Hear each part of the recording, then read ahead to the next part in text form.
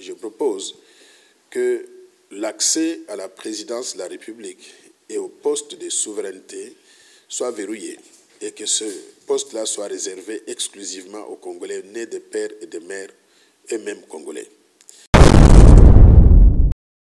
Et moi, jamais de la vie, je ne mettrai en danger la souveraineté nationale au profit d'un Libanais ou d'un qui que ce soit, d'un Grec, d'un Italien, d'un Israélien ou d'un Zambien. Je ne mettrai jamais en danger la souveraineté de notre pays au profit donc de ces étrangers-là. Je vous donne un deuxième exemple pour vous en convaincre. L'ambassadeur rwandais en République démocratique du Congo, M. Vincent Karega, il est congolais de par sa mère, parce que sa mère est congolaise. Et lui, il a un père rwandais. Si il veut se présenter aux élections présidentielles demain, tout ce qu'il a à faire, c'est dire qu'il n'est plus rwandais, il renonce à la nationalité rwandaise, il reste avec la nationalité congolaise. Est-ce que les Congolais voudraient prendre ce risque d'avoir quelqu'un comme ça devenu président de la RDC? On sait maintenant que la femme de Katumbi est burundaise. Alors, dites-moi, mère zambienne, père grec, italien, juif, femme burundaise, quelle est la connexion qu'il a avec la RDC pour prétendre occuper même la magistrature suprême dans un pays comme la RDC? Et j'ai vu M. Katumbi lui-même dans une vidéo donc dire que son père est grec, italien, israélien, juif. Peut être accessible et éligible pour la présidence ou bien pour occuper les fonctions de souveraineté nationale que je vais énumérer tout à l'heure, que les Congolais nés de père et de mère eux-mêmes Congolais. Maintenant, quelles sont les autres fonctions qu'il faut verrouiller à part la présidence de la République? Je parle de la présidence du Sénat, la présidence de l'Assemblée nationale. Je parle de ce qu'on appelle donc les chefs de corps, c'est-à-dire le sommet de l'armée congolaise, FARDC, de la police nationale congolaise, de l'ANER, de la direction générale de la migration, les hauts magistrats. Donc je parle même des fonctions régaliennes au niveau du gouvernement, c'est-à-dire les ministères de la Défense, ministère de la Justice, ministère des Affaires étrangères, ministère des Affaires intérieures, de l'Intérieur, ministère des Finances. Donc toutes ces fonctions, on doit les verrouiller et s'assurer qu'elles ne restent accessibles qu'aux Congolais nés de père et de mère. Il n'y a qu'un petit groupe de personnes, le camp de M. Moïse Katumbi, qui proteste contre ma proposition de loi. Peut-être qu'ils ont quelque chose à se reprocher. Jean-Claude Muyambo, qui est ami à Katumbi et qui le soutient. M. Jean-Claude Muyambo, dans cette vidéo, il dit que Katumbi est zambien de par sa mère. Une fois qu'ils ont 30 ans, ils sont éligibles pour être candidats à la présidence de la RDC. L'un d'eux, bénéficiant des soutiens du pays de leur père, le Rwanda ou de l'Ouganda, pourrait devenir président de la RDC. S'il devient président de la RDC, vous savez ce qui va se passer. Soit on va balkaniser la RDC, prendre l'est du pays, donner au Rwanda ou à l'Ouganda, parce que c'était ça les objectifs qu'ils poursuivaient à travers les interventions militaires. Soit aussi, ils vont juste infiltrer le sommet de l'État et mettre la RDC sous l'influence du Rwanda ou de l'Ouganda. Est-ce que c'est ça que nous voulons? Je voudrais dire à M. Molière que là, il a déçu. Pour un député national qui parle comme ça, il a parlé comme l'homme de la rue. Et je suis franchement choqué. Et moi, je pense même que les services de sécurité de la RDC devraient interpeller ce monsieur. Et on doit trouver un mécanisme pour qu'il ne soit plus député national. Parce qu'il ne mérite pas de représenter le peuple congolais au sein de notre Assemblée nationale, tout en mettant en cause la souveraineté nationale. Parce que quand on dit qu'on doit remettre la présidence du pays à des Libanais.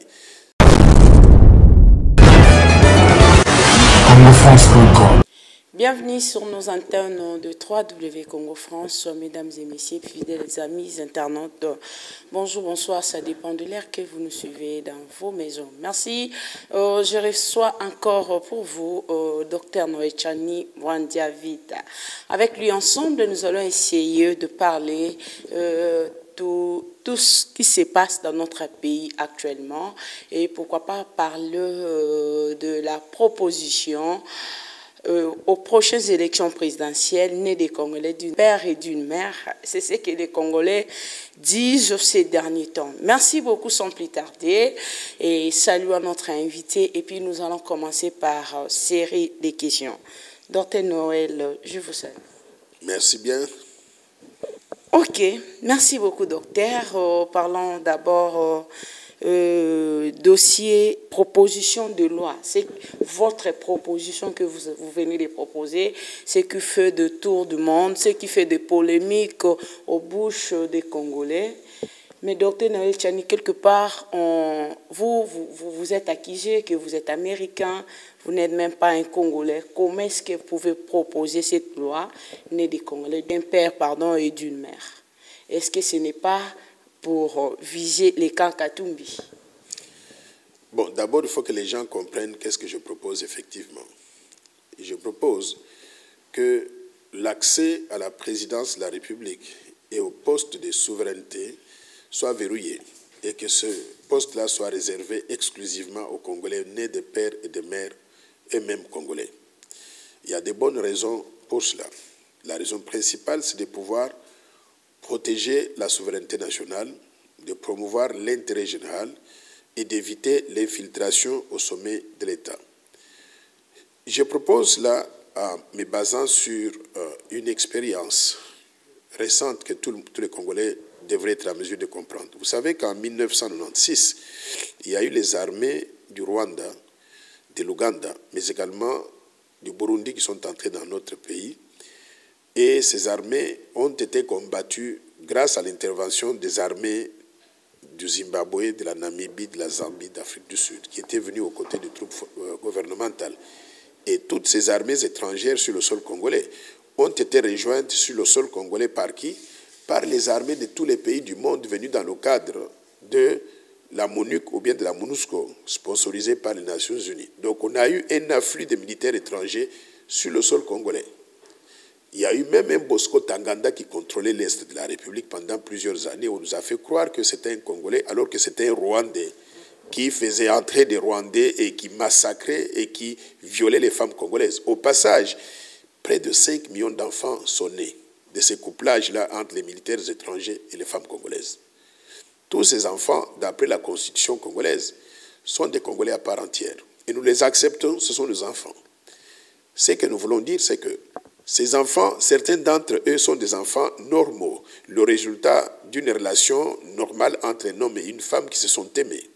Mais d'autres enfants sont des enfants stratégiques. C'est-à-dire que les militaires rwandais et ougandais, ils ont dit qu'ils vont se coupler avec les femmes congolaises, produire des enfants qui sont les leurs en réalité, qui sont élevés d'après leur culture. Mais ces enfants, une fois qu'ils ont 30 ans, ils sont éligibles pour être candidats à la présidence de la RDC. L'un d'eux, bénéficiant des soutiens du pays de leur père, le Rwanda ou de l'Ouganda, pourrait devenir président de la RDC. S'il devient président de la RDC, vous savez ce qui va se passer. Soit on va balkaniser la RDC, prendre l'Est du pays, donner au Rwanda ou à l'Ouganda, parce que c'était ça les objectifs qu'ils poursuivaient à travers les interventions militaires. Soit aussi, ils vont juste infiltrer le sommet de l'État et mettre la RDC sous l'influence du Rwanda ou de l'Ouganda. Est-ce que c'est ça que nous voulons? Je vous donne un deuxième exemple pour vous en convaincre. L'ambassadeur rwandais en République démocratique du Congo, M. Vincent Karega, il est congolais de par sa mère, parce que sa mère est congolaise. Et lui, il a un père rwandais. Si il veut se présenter aux élections présidentielles demain, tout ce qu'il a à faire, c'est dire qu'il n'est plus rwandais, il renonce à la nationalité rwandaise, il reste avec la nationalité congolaise. Est-ce que les Congolais voudraient prendre ce risque d'avoir quelqu'un comme ça devenu président de la RDC? Pour éviter tout ça, je propose une loi qui va empêcher à tous ces enfants, à 50% dedans, 50% dehors, qui va empêcher donc à toutes les personnes donc dans cette catégorie-là de prétendre occuper des fonctions de souveraineté dans notre pays pour protéger donc la souveraineté nationale. C'est ainsi que je propose cette loi pour que ne peut être accessible et éligible pour la présidence ou bien pour occuper les fonctions de souveraineté nationale que je vais énumérer tout à l'heure que les Congolais nés de pères et de mères eux-mêmes Congolais. Maintenant, quelles sont les autres fonctions qu'il faut verrouiller à part la présidence de la République? Je parle de la présidence du Sénat. la présidence de l'Assemblée nationale. Je parle de ce qu'on appelle donc les chefs de corps, c'est-à-dire le sommet de l'armée congolaise, FARDC, de la police nationale congolaise, de l'ANER, de la Direction générale de la migration, les hauts magistrats. Donc je parle même des fonctions régaliennes au niveau du gouvernement, c'est-à-dire les ministères de la Défense, ministère de la Justice, ministère des Affaires étrangères, ministère des Affaires intérieures, de l'Intérieur, ministère des Finances. Donc toutes ces fonctions, on doit les verrouiller et s'assurer qu'elles ne restent accessibles qu'aux Congolais nés de père et de mère. Cela n'enlève en rien les autres avantages qui seraient reconnus à d'autres Congolais, qui ne sont pas 100% Congolais. Ils peuvent occuper tous les postes dans notre pays. Ils peuvent faire tout ce qu'ils veulent, sauf occuper ces quelques postes-là que je viens donc de verrouiller. Ils peuvent être des professeurs d'université, des médecins, ils peuvent travailler dans l'administration publique, ils peuvent être tous les postes possibles, sauf ces postes-là de souveraineté. Donc, j'estime que c'est une discrimination positive qui protège l'intérêt général, qui sauvegarde la souveraineté du pays, et ce genre de lois ont été adoptées par d'autres pays, tels que les États-Unis d'Amérique, qui permettent aux Américains nés sur le sol américain de devenir tout, y inclut la présidence donc, des États-Unis d'Amérique. C'est le cas de Barack Obama, ou bien de Bill Clinton, ou bien de John F. Kennedy. Mais les mêmes États-Unis d'Amérique empêchent aussi aux autres Américains qui sont venus de l'extérieur, qui se sont naturalisés américains, ou bien qui sont devenus américains par adoption, d'occuper ces postes de souveraineté. C'est le cas de Henry Kissinger, qui était secrétaire d'État très distingué. C'est le cas de Madeleine Albright, qui était secrétaire d'État très distingué. C'est le cas aussi de Arnold Schwarzenegger, qui était gouverneur de l'État de Californie. Ils peuvent tout faire, sauf occuper les fonctions de souveraineté. Merci beaucoup, docteur. Malgré votre proposition, mais les cas Katumbi, ça agite trop. Ils disent que non, vous avez reçu quelque chose, ou soit vous êtes commandé par 2 personnes, seulement pour chercher à étouffer Katumbi aux prochaines élections, docteur. Parce que Katumbi lui-même a passé aux médias, il a fait un message qu'il est un Congolais. Tout ce que vous dites là, lui, c'est un Congolais, on ne sait pas. Est-ce que vous vous adressez seulement à Katumbi ou à tous les candidats qui vont se présenter aux prochaines élections? Moi, je suis déçu que ce camp-là puisse se comporter de la sorte. Au fait, ils ont fait la démonstration à tout le peuple congolais qu'ils ne sont peut-être pas congolais à 100% comme on l'aurait pensé. Parce que j'ai fait une proposition de loi qui s'adresse à 105 millions de Congolais. Personne ne proteste. Je n'ai pas entendu le camp du MLC, le camp de l'UNC, je n'ai pas entendu le camp de l'UDPS, le camp du PALU, je n'ai pas entendu le camp de la Force du Changement protester contre ma proposition de loi. Il n'y a qu'un petit groupe de personnes, le camp de M. Moïse Katumbi, qui proteste contre ma proposition de loi. Peut-être qu'ils ont quelque chose à se reprocher. Mais je voudrais déjà qu'on examine la vérité. Moi, je ne connaissais pas M. Katumbi, ni de père ni de mère. Je ne connaissais pas comment il est né, où il a grandi. Mais j'apprends des informations maintenant qu'ils ont réagi de cette façon-là. J'ai vu une vidéo dans laquelle M. Jean-Claude Muyambo, qui est ami à Katumbi et qui le soutient. M. Jean-Claude Muyambo, dans cette vidéo, il dit que Katumbi est zambien de par sa mère. Je peux vous envoyer la vidéo pour que vous puissiez regarder vous-même. Et j'ai vu M. Katumbi lui-même dans une vidéo donc dire que son père est grec, italien, israélien, juif. On sait maintenant que la femme de Katumbi est burundaise. Alors dites-moi, mère zambienne, père grec, italien, juif, femme burundaise, quelle est la connexion qu'il a avec la RDC pour prétendre occuper même la magistrature suprême dans un pays comme la RDC? Donc moi je pense que c'est un faux débat. Dans la Constitution actuelle, il n'est pas éligible pour la présidence de la République. Après que ma loi ait été adoptée et promulguée par le chef de l'État, il ne sera pas éligible non plus. Donc la loi ne s'adresse pas à lui, à quelqu'un qui n'est même pas éligible. La loi s'adresse à tous les 5 millions d'enfants dont j'ai parlé tout à l'heure, qui sont nés dans des conditions bizarres, mais qui posent une menace sécuritaire à notre pays au cas où on n'arrive pas à verrouiller l'accès à ces fonctions-là. Malgré qu'on vous acquise, vous-même, vos biens sont plus en Amérique qu'ici au Congo, qu'est-ce qui vous a motivé à les faire? Parce qu'au moins Kantumbi, nous les constatons, il a beaucoup travaillé dans les Grands Katanga. C'est un gouverneur, parmi le gouverneur meilleur de gouvernement chez Kabila. Mais vous, apparemment, tout de vous, si en Amérique, ici au Congo. Je voudrais qu'on soit clair. Tu sais, j'ai appris un peu de lingala quand j'écoute Eliezer Ntambwe. Ngana zamwani ya mokolo ya lopango. Ok? Oyo zamboka na ngai. Ça c'est mon pays.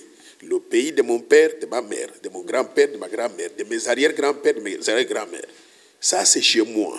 C'est-à-dire que je vive ici, que je vive en Amérique, que j'investisse au Congo, que j'investisse donc en Amérique ou en n'importe quel pays, ça ne change absolument rien. Nazali, Mwana, Yamukolo, Yalopango. Ça, c'est mon pays, c'est ma propriété. Maintenant, on ne permet pas à un étranger, n'importe lequel, de venir dans notre pays. S'il investit, nous applaudissons, c'est très bien. Il a fait du bien pour la population congolaise, c'est très bien. Mais cela ne donne pas à un étranger le droit de devenir président de la République démocratique du Congo. C'est deux choses différentes. Je voudrais vous expliquer encore en des termes faciles. Si j'ai un bâtiment comme celui-ci, et je vous mets ici comme locataire, vous pouvez faire 30 ans, vous êtes mon locataire, vous payez mon loyer. On ne va pas arriver à un moment où on dit parce que vous avez payé suffisamment de loyer, vous devenez propriétaire de la maison. Vous êtes toujours locataire et je serai toujours propriétaire. Donc moi que vous voyez là, je suis propriétaire de la RDC, au même titre que tous les autres Congolais. Mais tous les autres qui sont venus nous rejoindre dans notre pays, ils peuvent tout faire, ce sont des locataires. Mais ils ne doivent pas occuper la présidence de la République démocratique du Congo, qui doit être verrouillée au profit simplement des Congolais nés de père et de mère, qui sont propriétaires donc de la terre, au même titre que moi. Merci beaucoup, docteur. Apparemment, votre proposition, ça fait bouger la tête des Congolais. Est-ce que vous avez suivi l'honorable Molière, Papa Nimbalemba? Est-ce que vous êtes d'accord avec ces déclarations? Je ne voudrais pas amplifier quelque chose qui ne vaille pas la peine. Moi, je ne l'ai pas suivi, je ne suis pas ses affaires. Moi, je ne suis pas l'homme de la rue pour suivre les histoires qu'il raconte tous les jours. Mais on m'a rapporté cela. On m'a dit qu'il estime que les Congolais, 100% père et mère, ont géré ce pays et que le pays n'a pas réussi. Et par conséquent, s'il y a des Libanais qui ont bien fait, qui ont bien travaillé, qui peuvent gérer mieux, il faudrait leur donner la présidence du pays. Je voudrais dire à M. Molière que là, il a déçu. Pour un député national qui parle comme ça, il a parlé comme l'homme de la rue. Et je suis franchement choqué. Et moi, je pense même que les services de sécurité de la RDC devraient interpeller ce monsieur. Et on doit trouver un mécanisme pour qu'il ne soit plus député national. Parce qu'il ne mérite pas de représenter le peuple congolais au sein de notre Assemblée nationale, tout en mettant en cause la souveraineté nationale. Parce que quand on dit qu'on doit remettre la présidence du pays à des Libanais, ce que ça veut dire, c'est qu'il crache sur la mémoire de Patrice Emery Lumumba, des martyrs de l'indépendance, qui se sont battus pour chasser les colonisateurs, pour que nous puissions prendre le destin de notre pays. Amen. S'il y a des Congolais qui ont mal géré et qui ont échoué, les choses ont changé aujourd'hui. Nous avons des Congolais aujourd'hui bien formés dans les meilleures universités de la planète et qui ont de la bonne expérience qu'ils peuvent utiliser pour développer la RDC. Choisissons parmi ces 100% Congolais ceux qui sont propres et qui ont de l'intelligence pour mieux gérer le Congo au profit de tous. Mais moi, jamais de la vie, je ne mettrai en danger la souveraineté nationale au profit d'un Libanais ou d'un qui que ce soit, d'un Grec, d'un Italien, d'un Israélien ou d'un Zambien. Je ne mettrai jamais en danger la souveraineté de notre pays au profit donc de ces étrangers-là. Merci beaucoup, docteur. Parlons maintenant, éruption volcanique, ce qui s'est passé dans les Goma. Nous avons vu comment est-ce que la majorité des Congolais étaient trop émotionnés par rapport à la dite événement. Mais maintenant, les gens ont insulté le président de la République après leur rencontre avec le président du Rwanda, Paul Kagame. Mais apparemment, le Rwanda a démontré quand même la bonne volonté d'ouvrir des frontières pour les Congolais. Excellence, que dites-vous par rapport à cette éruption? Bon, l'éruption, c'est un acte naturel. Et malheureusement, on ne contrôle pas cela. Il y a des mécanismes pour que des études puissent indiquer quand est-ce que le volcan peut peut exploser et qu'on prenne des précautions pour protéger la population. Malheureusement, ça n'a pas été fait dans ce cas ici. Je voudrais tout d'abord adresser toute ma sympathie à la population donc, de Goma. Nous sommes des cœurs avec eux. C'est horrible ce qui leur est arrivé. Et je voudrais adresser mes condoléances à toutes les familles qui sont éprouvées là-bas. J'ai vu qu'il y a à peu près 35 personnes qui sont brûlées dans ces conditions-là. Pendant que j'adresse donc toutes ces condoléances-là, je voudrais aussi faire appel à la solidarité nationale, que les Congolais mettent la main dans les poches, que nous puissions contribuer pour venir en aide à nos populations qui sont donc affectées par ce volcan. Mais je voudrais aussi faire appel à la communauté internationale. Les bons amis, c'est aussi quand on est en période de difficulté.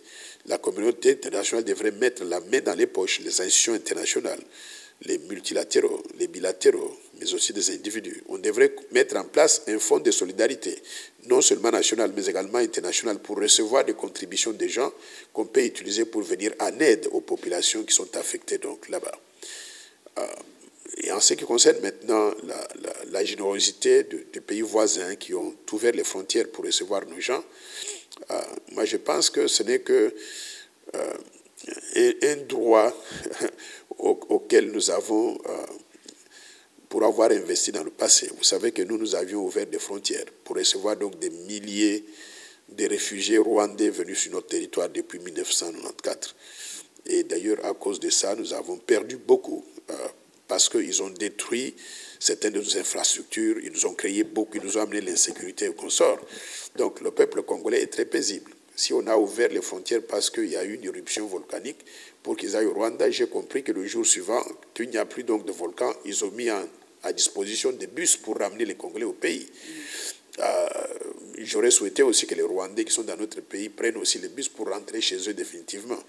Mais nous apprécions donc ce qu'ils ont fait et nous pensons simplement qu'il faudrait peut-être que dans l'avenir, que le président Kagame arrive à reconnaître que ce qui touche au Congo nous touche, nous, le peuple congolais. Quand il fait des déclarations pour dire qu'il n'est pas sûr qu'il y ait donc des génocides au Congo, c'est très grave. Il y a eu des génocides au Congo. Et on a eu près de 10 millions de Congolais qui sont morts à cause des aventures de l'armée rwandaise, de l'armée burundaise, de l'armée ougandaise sur notre territoire. Donc il faut que le président Kagame et ses gens arrivent à reconnaître qu'il y a eu des Congolais qui ont perdu leur vie dans ces conditions-là. Le génocide rwandais, il y a eu près de 700 000 personnes qui sont décédées. Nous, on a eu 10 millions de personnes qui sont décédées. Donc notre génocide représente littéralement 10 fois plus que le génocide rwandais. Donc il est important qu'il nous honore, qu'il respecte la mémoire de ceux qui sont morts dans notre pays et qu'on reconnaisse la mémoire de nos frères. Il a craché sur la mémoire de nos compatriotes. Et ça, c'est impardonnable. Donc, que le président Félix Tshisekedi ait dit quelque chose ou pas, mais nous, le peuple congolais, nous demandons que le Rwanda puisse reconnaître qu'il y a eu donc ces dégâts qu'ils ont causés donc à notre tissu humain, tissu social dans notre pays avec tous ces morts-là. Merci beaucoup, docteur Noël Tchani. On avance pour chuter de notre émission aujourd'hui et parlons un peu dossier état de siège que le président de la République avait décrété pour mettre la paix à l'est de notre pays. Que pensez-vous par rapport à l'état de siège? Croyez-vous qu'après ça, il n'y aura plus de la guerre à l'est du pays? Il n'y aura plus de plaies, ni encore de morts d'hommes, des massacres? Croyez-vous que ça peut changer quelque chose ou il y a d'autres mécanismes qu'on peut créer? L'état de siège est une mesure salutaire prise par le chef de l'État et son gouvernement pour arriver à remettre de l'ordre à l'est de la République. La blague a trop duré. On a connu pratiquement 20 ans où on ne sait pas qui fait la guerre à qui. Donc, on trouve des officiels qui sont les membres de l'Assemblée nationale qui ont des groupes miliciens là-bas.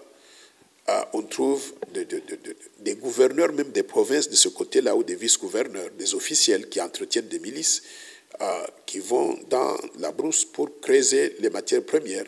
Et au passage, ils sèment la désolation, la mort, la désolation donc, à tout le monde. Donc on connaît qu'il y a des gens venus de pays étrangers, du Rwanda, de l'Ouganda, et qui opèrent sur notre territoire en toute impunité.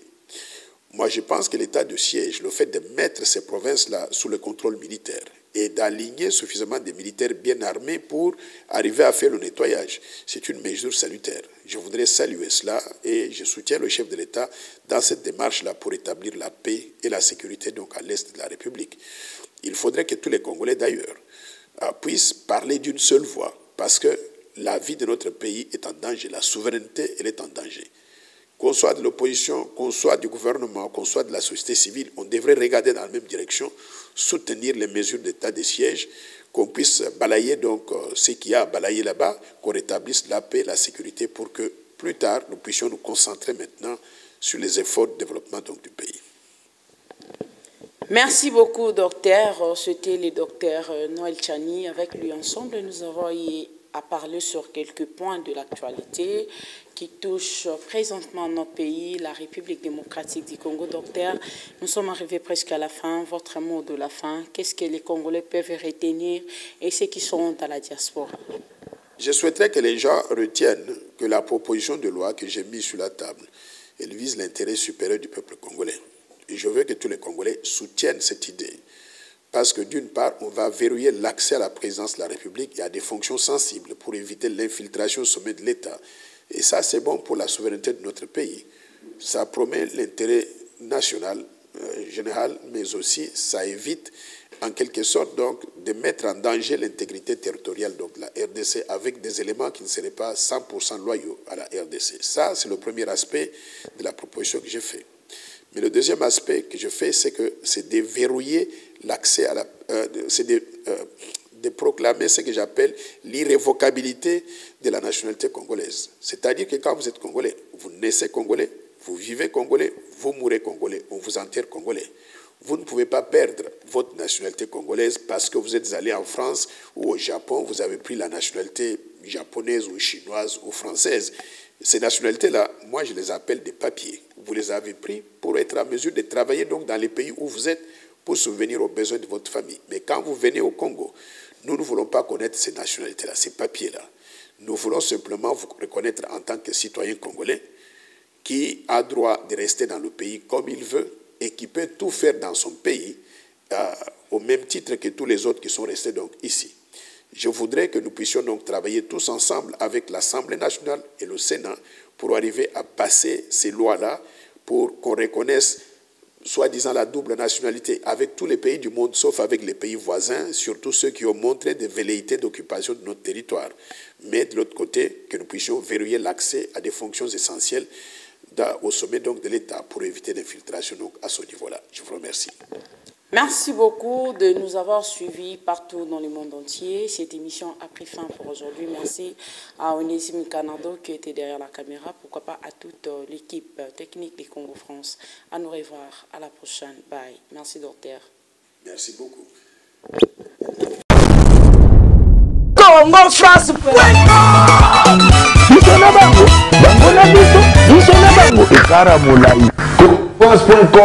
Site ya Congo masolo ya danger, masolo ya kitoko. Congo France.com